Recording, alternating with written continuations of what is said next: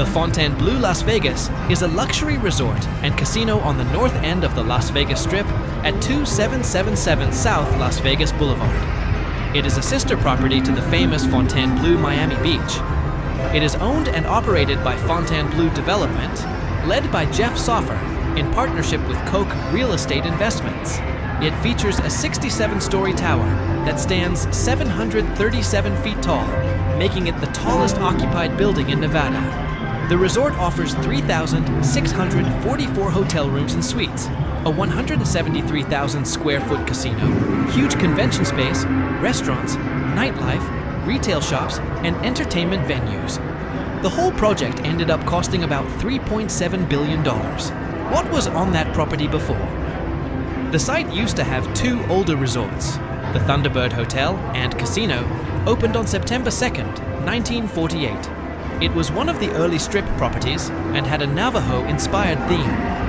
Later, it was renamed the Silverbird in 1977, and then the El Rancho Hotel and Casino in 1982. It finally closed in 1992. There was also the smaller Algiers Hotel right next to it. Turnberry Associates bought the old El Rancho land in the year 2000 for $45 million. They imploded the old building on October 3rd of that same year. At first, they planned a London-themed resort there, but canceled it after the September 11th attacks. In 2005, they bought the extra land from the Algiers site so they could assemble the full parcel for the new project. The development history is a long and bumpy one that stretched almost 20 years. It went through ownership changes, bankruptcy, the Great Recession, and the pandemic. In May of 2005, Jeff Soffer announced plans for a sister property to the Miami Fontainebleau. Early cost estimates were between $1.5 and $2.9 billion. Construction on the main tower began in February 2007. The tower was topped off in November 2008, and by the middle of 2009, the project was about 70% complete, with an original opening planned for the fall of 2009. Then the financing fell apart during the Great Recession. The project filed for Chapter 11 bankruptcy in June 2009, and construction stopped completely. In 2010, Icahn bought the unfinished resort out of bankruptcy for about $150 million. It sat mostly empty for years after that. In 2017, it was sold to the Witkoff Group in New Valley for $600 million. In 2018, they renamed it the True Las Vegas, after Witkoff's late son. They planned to open it in 2020 or 2022, but construction kept facing more delays. In March of 2020, the COVID-19 pandemic shut everything down again.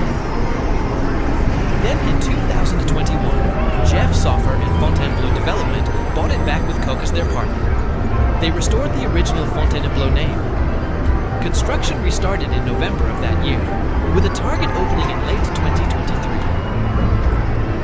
It finally opened on December 13th, 2023, after a big VIP event the night before. The public was able to walk in just before midnight. Because of all those long delays, they had to rip out and redo a lot of work that had already been finished years earlier. In the end, the Fontainebleau took an old mid-20th century casino site and turned it into a modern ultra-luxury resort after 2 decades of ups and downs.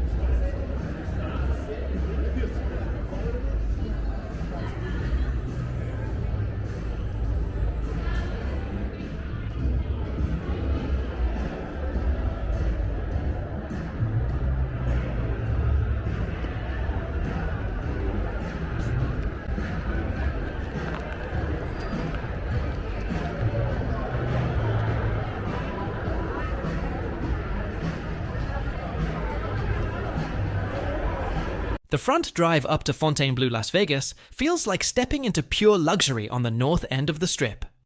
You pull in under a grand porte cochere, where valets in sharp uniforms greet every arrival with quick smiles and open doors. High-end cars line the curved driveway constantly. Sleek black Rolls-Royce Phantoms and Cadillacs sit idling next to bright green or blue Aston Martins and other exotic rides that turn heads. Long stretch limos glide in dropping-off groups, while sports cars with tinted windows add to the show.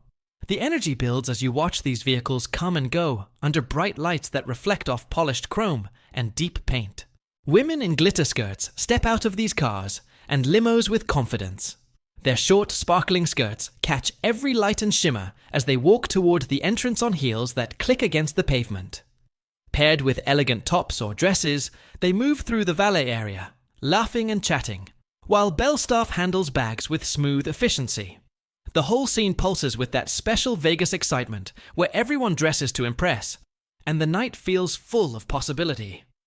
Inside, the lobby opens up into a breathtaking space that mixes modern style with classic grandeur. A massive domed ceiling curves overhead with soft lighting and intricate patterns that draw your eyes upward. Tall, glowing columns wrapped in flowing white netting stand like sculptures and create a sense of height and drama. The floor features swirling blue and gold designs on polished marble that sparkle underfoot. Fresh flower arrangements add pops of color, and a light, pleasant scent fills the air. Chandeliers made of cascading crystals or golden rods hang dramatically and cast warm glows across seating areas and the reception desks. Blue and silver tones dominate with hints of coral and brass accents that give everything a rich oceanic feel against the desert outside. Art pieces including large sculptures add wow factor without overwhelming the flow. Guests move through with ease, whether heading straight to VIP registration or toward the casino paths. The lobby sets a tone of effortless elegance right from the first step inside.